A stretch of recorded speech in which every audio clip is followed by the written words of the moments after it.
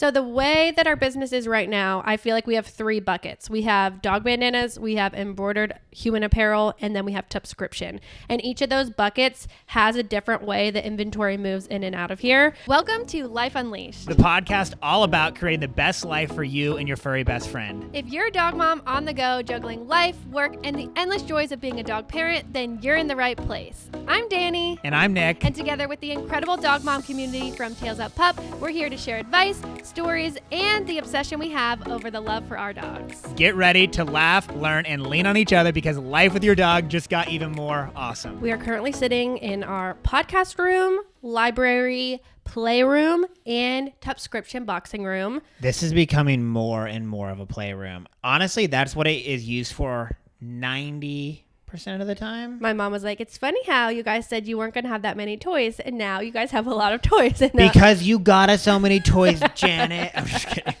There are lots of toys in here. I have seen a lot of videos, and I am definitely this type of person that parents who like rotate the toys and hide them away and then only bring a few out at a time. And I'm definitely going to be that mom.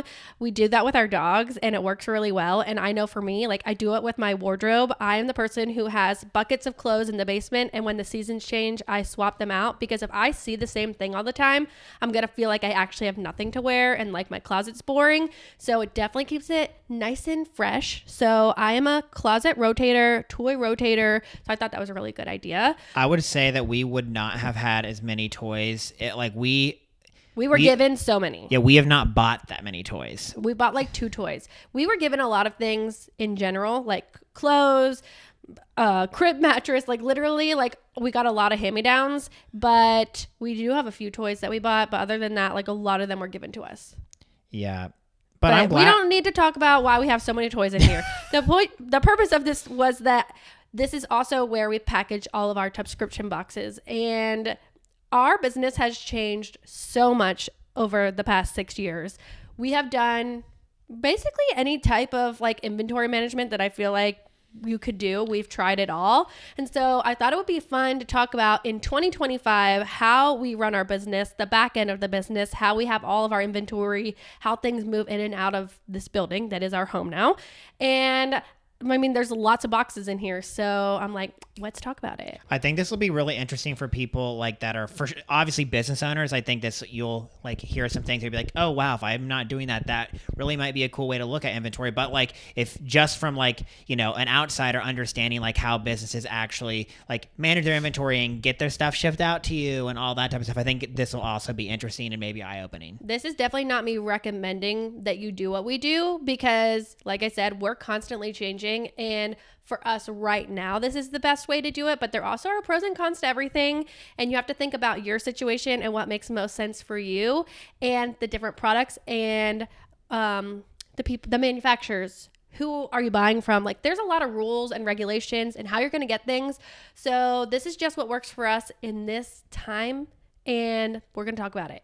And as we talk about this, we'll probably talk about how we might have done stuff in the past and why we're doing it this way now. So that's actually what I was going to start with is like we had the warehouse. We had rooms full of inventory, like literally so many thousands of dollars of inventory. And it was like, remember, we had 2 full rooms of bins full of stuff. So basically, we started out like from inventory perspective. Very traditional. We housed all the inventory, like we bought the stuff and we housed it at our place. And then we, when it was ordered, we would then go get it and then make it and then ship it out to you.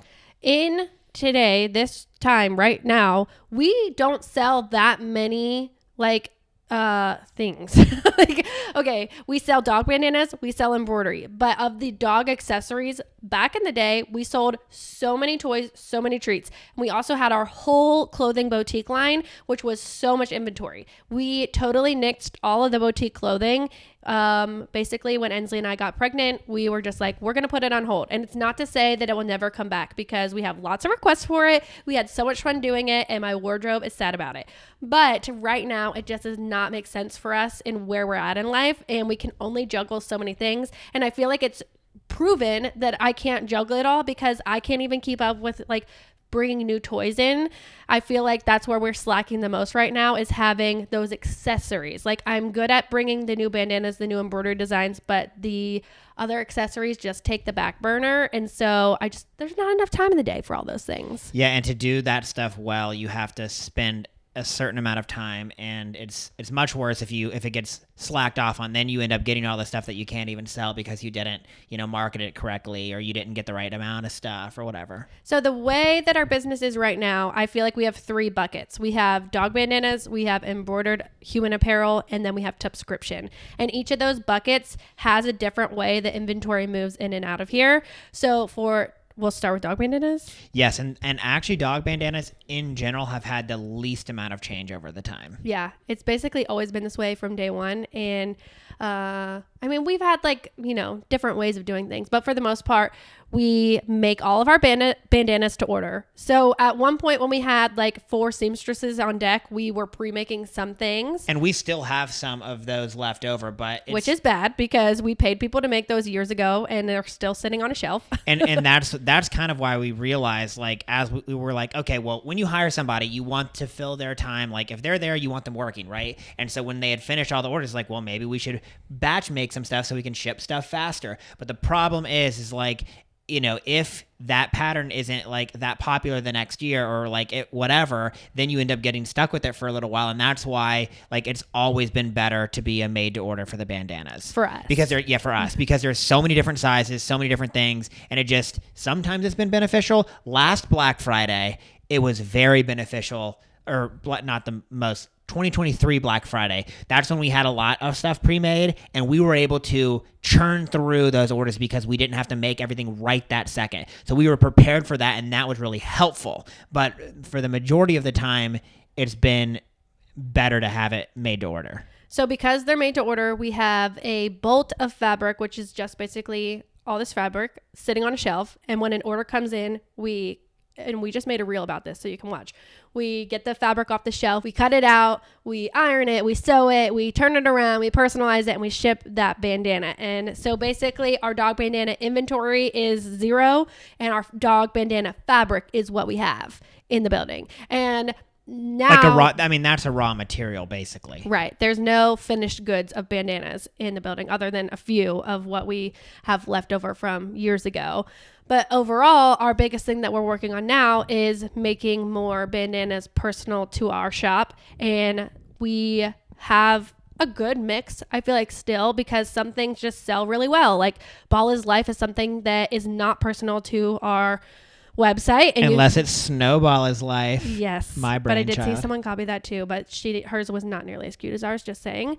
But and that was a unique idea at the time. That was a unique idea. That's how I know that we were copied, but I will move on from that. And so we are working on right now new spring bandanas and stuff like that. So having exclusive patterns for us is the thing that we prioritize the most right now. Well, we've been moving in that direction for 3+ years, 4 years. But it is a good balance because something like a plaid, okay, you have to invest in these patterns because we have to pay this artist to create the patterns for us. We have to get it custom printed, and then we have to have the fabric in our building. And it's a long process too, because you have to come up with the ideas, have the artist make them, then you have to get test swatches, all this stuff. And don't skip the test swatches because I learned my lesson that way. So you got to make sure it's the right size and the right coloring, all that stuff before you buy all this fabric. But overall, it's really fun and worth it. But it's okay, I was going to say it's not really worth paying someone all those steps to make a plaid when I feel like a plaid is pretty basic and you can find one that's already on the market. So things like that we buy just out there, but then special things, especially for the holidays and stuff, we like having our own patterns. So that's kind of how dog bandana inventory works. So for the embroidery, we have 3 embroidery machines, and we make all of our designs in our house. We have outsourced before, and so this is just how we are right now. We don't outsource any of our embroidery. We do all in-house, and so we have to have blank apparel. So we have a main supplier, and they are in Georgia, which is amazing because we also live in Georgia. And so their stuff comes to us the next day. So I actually don't house basically any of our basic sweatshirts. The only inventory that we house is the Corda Cruise.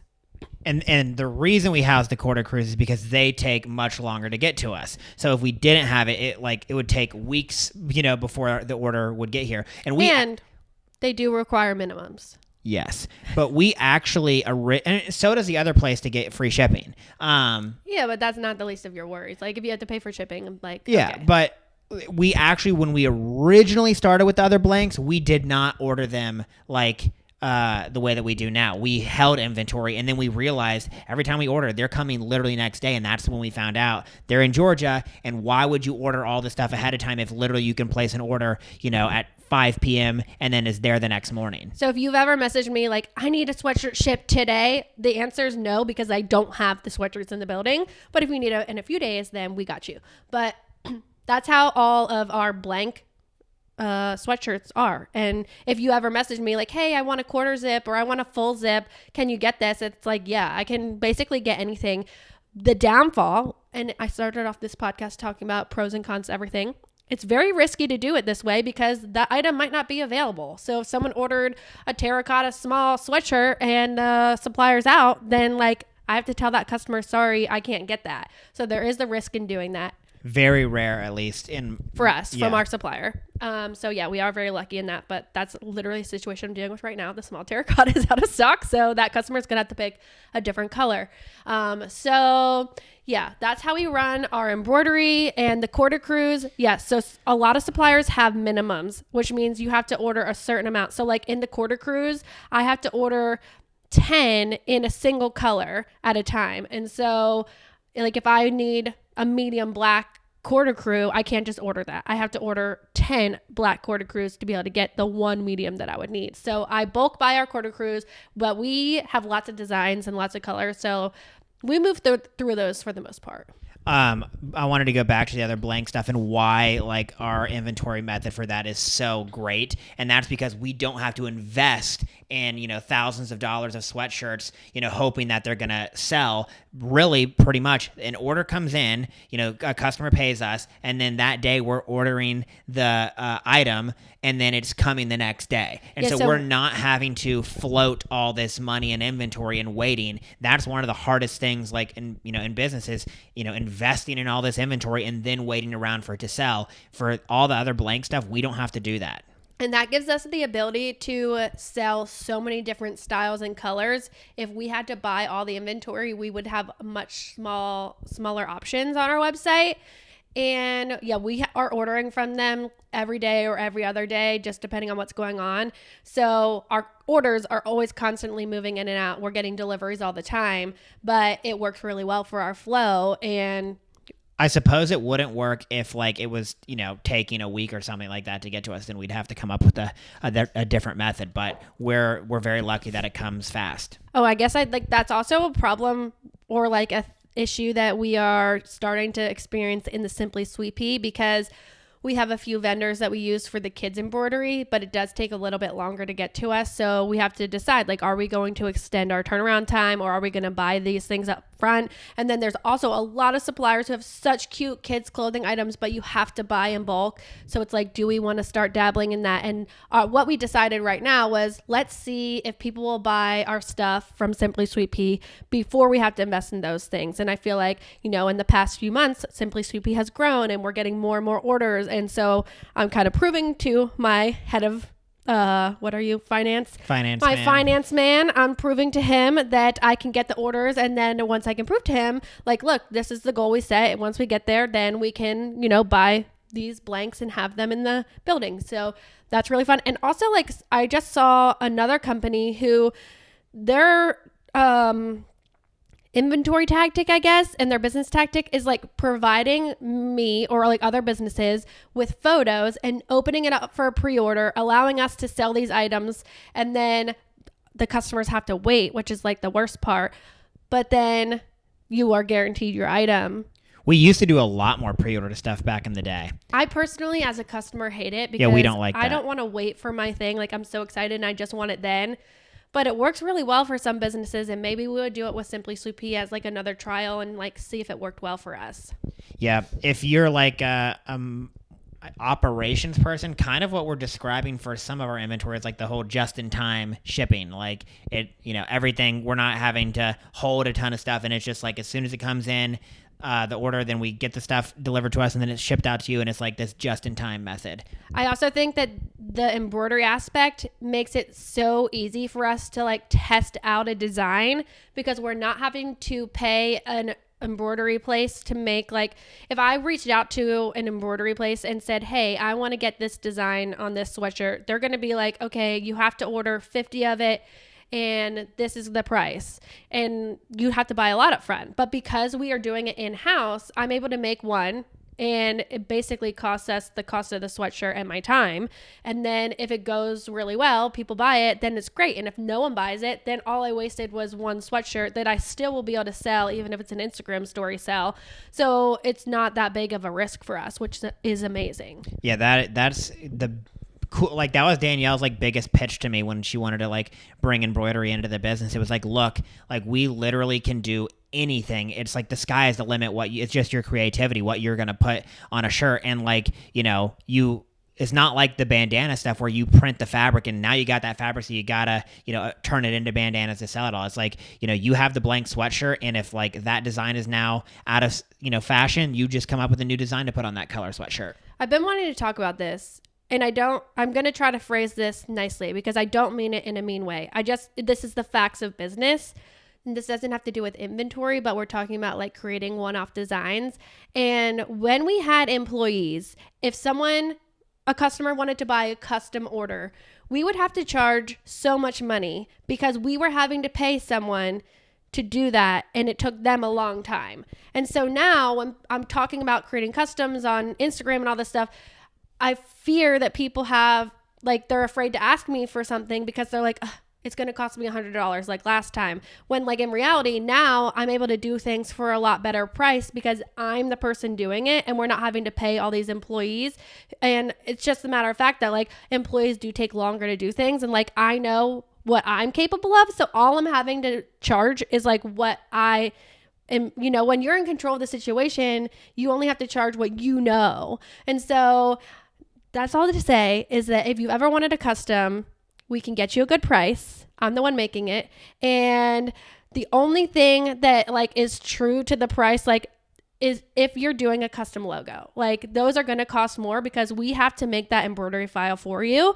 And especially if there's more colors, but overall, like if you wanted something that like what I'm wearing, like I can make that for you and give you a good price. But the nice thing is like if it's truly custom, like crazy, like a logo where we have to spend all that time getting it digitized and stuff, it's only a one-time fee. You don't have to continue to pay that. And if you're buying them for your company and we're making like multiple, then your prices can also be better. But if you're just buying like one, then it's a little bit more expensive, but it just depends on what you're looking for. And also, if you give me an idea or a custom that I can sell to other people, then I'm much more inclined to be like, okay, let's do this, because then I can make a reel and post about it and other people will want it. So that's always a fun option too. Yeah, some of our best ideas have come from customers, like custom request. Yeah, I'm only one person with one little brain. So if you guys give me some of your brain juices, that always does help. Okay, now to the last bucket. What started this whole thing is Tubscription. So if you are unfamiliar, our Tubscription box is our custom